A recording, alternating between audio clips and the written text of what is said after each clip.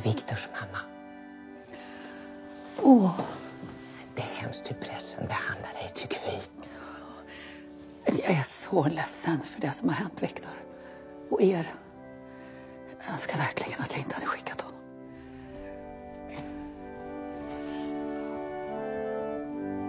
Jeg vil gerne takke alle, som er mødt frem i dag. Det er en svær tid for os alle, og netop derfor er det så vigtigt, at vi samles for at støtte hinanden og bede for vores kære. Vi beder Herren være med dem og holde sin hånd over dem. Vi beder for, at de er i god behold et sted derude. For i svære stunder som disse kan Gud være en tilflugt og en styrke.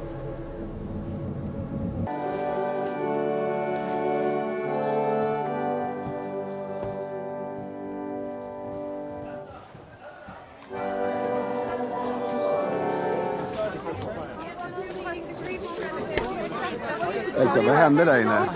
Elsa, snabb kommentar.